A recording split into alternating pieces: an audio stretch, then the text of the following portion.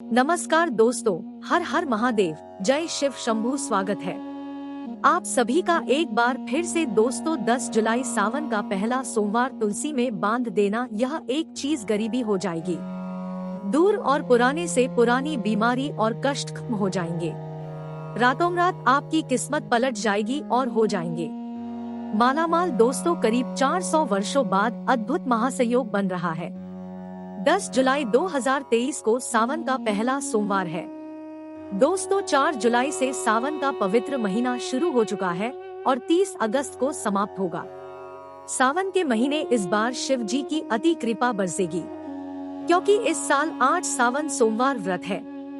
इसमें 4 सोमवार व्रत और 4 सावन अधिक मास व्रत। सावन मास में मास या पुरुषोत्तम मास की वजह से इस बार 4 नहीं बल्कि 8 सोमवार के व्रत किए जाएंगे।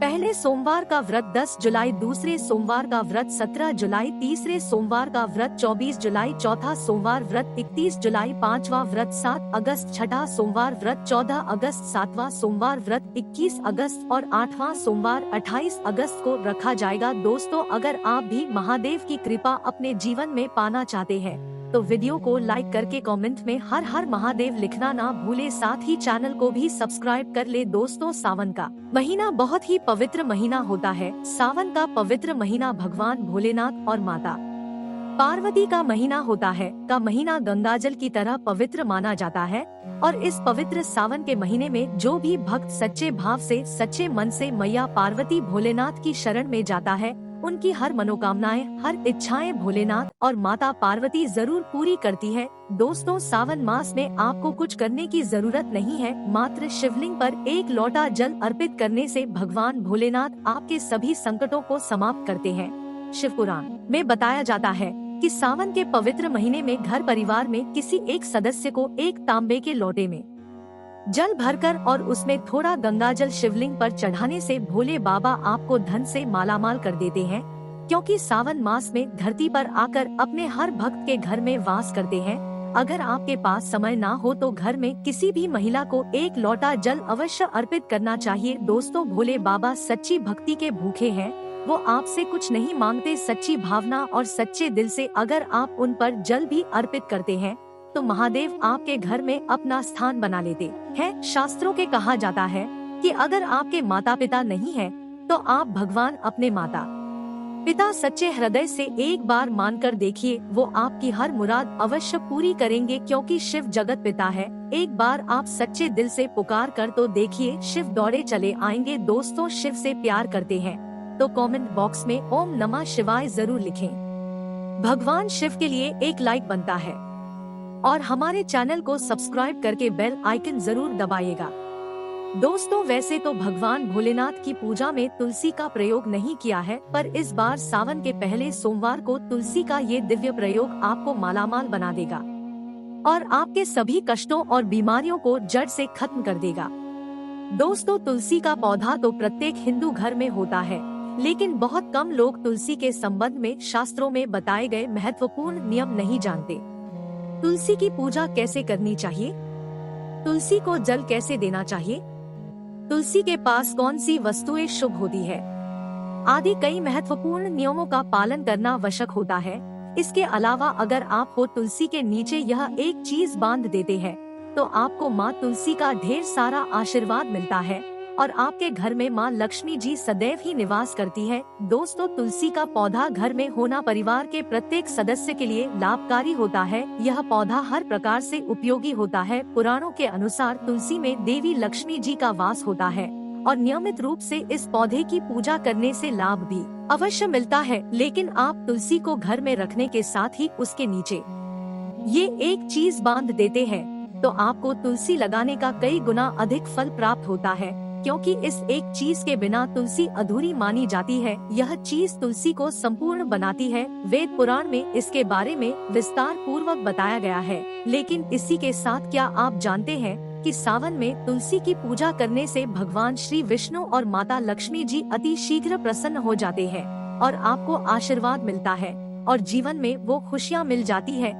जिसके आप हकदार हैं। लेकिन तुलसी के नीचे ये एक चीज बांधना भी है जरूरी। दोस्तों, आगे बढ़ने से पहले आपसे रिक्वेस्ट करते हैं, वीडियो को लाइक जरूर कर दीजिएगा और दोस्तों के बीच इसे शेयर कर दीजिएगा। दोस्तों कमेंट बॉक्स में लिख दे जय माँ तुलसी, जय माँ लक्ष्मी। माँ तुलसी के लिए एक लाइक तो बनता है। माँ की कृपा सदैव आपके परिवार पर बनी रहे। दोस्तों भारत ही नहीं बल्कि संसार के लगभग अधिकांश देशों में तुलसी को बहुत ही पवित्र की दृष्टि से देखा जाता है। अनेक गुणों से भरपूर तुलसी धार्मिक महत्व भी है। अनेक धार्मिक अनुष्ठानों और तांत्रिक प्रयोगों में इसका उपयोग होता है। पुराणों में तुलसी को भगवान श्री विष्णु जी की पत्नी होने का गौरव मिला है। इसके साथ तुलसी जगत जननी भी है, परमात्मा के अनेक दुर्लभ वरदान में से एक है। तुलसी के बिरवा को अमृत रूपी कहा गया है। जहाँ तुलसी का पौधा लगा होता है वहाँ ब्रह्मा, विष्णु, शिवा यानी कि त्रिदेवों का निवास होता है और तुलसी की पूजा करने से महापातक भी उसी प्रकार नष्ट हो जाते हैं। जैसे सूर्य के उदय होने पर अंधकार नष्ट हो जाता है के अनुसार जिन घरों में तुलसी का पौधा हरा भरा रहता है उस घर में सुख, शांति और समृद्धि बनी रहती है। भगवान विष्णु जी की पूजा और प्रसाद में तुलसी के पत्ता होना बहुत जरूरी मन जाता है, क्योंकि इसके बिना पूजा अपूर्ण मन जाती है। इन्हीं कारणों से सभी हिंदू परिवारों में तुलसी का पौधा लगभग होना जरूरी होता है। अगर आपके घर में भी तुलसी है तो सुख, शांति और समृद्धि के लिए तुलसी माँ को चुनरी अवश्य उड़ानी चाहिए और तुलसी माँ को चुनरी चढ़ाने से आपके घर में सुख वृद्धि आती है। अक्सर लोग जाने अनजाने में कई गलतियाँ कर देते हैं। वो तुलसी का पौधा तो लगा लेते लेकिन तुलसी माँ को चुनरी नहीं उड़ाते, जिसके कारण उन्हें शुभ फलों की प्राप्ति नहीं होती है। माँ के ऊपर तुलसी जरूर बांधनी चाहिए। तुलसी न केवल एक पौधे है बल्कि ये हमारी माँ के समान है। कई घरों में तुलसी पर चुनरी उड़ाकर रखा जाता है, लेकिन इसका ध्यान कुछ लोग ही रखते हैं। आमतौर पर लोग तुलसी को लाल रंग की चुनरी उड़ाते हैं, लेकिन लाल मंगल का रंग है। तुलसी का रंग का बुध है, बुध और मंगल मित्र नहीं है, इसलिए तुलसी को सफेद, चमकीली या रंगीली चुनरी उड़ानी अत्यंत अशुभ होती है। कई लोग ये भी गलतियां कर देते हैं कि तुलसी की चुनरी काफी पुरानी हो जाती है, फट जाती है, लेकिन वह फिर एकादशी या फिर अन्य कोई शुभ दिवस पर चुनरी को लोग बदल देते। लेकिन आपको न केवल चुनरी को बदलना चाहिए बल्कि साफ सुथरी चुनरी आपको हमेशा उड़ानी चाहिए और बिना चुनरी के माँ अच्छी नहीं लगती है। तुलसी माँ नाराज हो जाती है और आपको फलों की प्राप्ति नहीं हो पाती। दोस्तों कई दिव्य शक्तियाँ विराजमान होती है। जो लोग तुलसी विवाह कराते हैं उन्हें कभी कष्ट नहीं आते, स्वर्ग की प्राप्ति होती है, माँ की बड़ी प्रसन्नता मिलती है।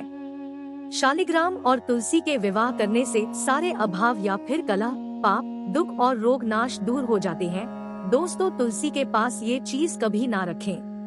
तुलसी के पास आप शिवलिंग ना रखें और गणेश जी की प्रतिमा ना रखें। शिवलिंग के पास कपड़े कभी ना सुखाएं, क्योंकि आप जब भी सुखाते हैं तो उससे जो पानी गिरता है वह शुभता लाता है, नकारात्मकता फैलता है। तो तुलसी के पास कपड़े भी ना सुखाएं। शिवलिंग और गणेश जी की प्रतिमा ना रखे और जूते चप्पल भी ना उतारे और तुलसी के पास सदैव साफ सफाई रखे और तुलसी को शुद्ध पवित्र जल जरूर देना। साफ स्वच्छ वस्त्र धारण करके ही तुलसी को जल दे। दोस्तों रविवार के दिन भी तुलसी को छूना वर्जित माना गया है।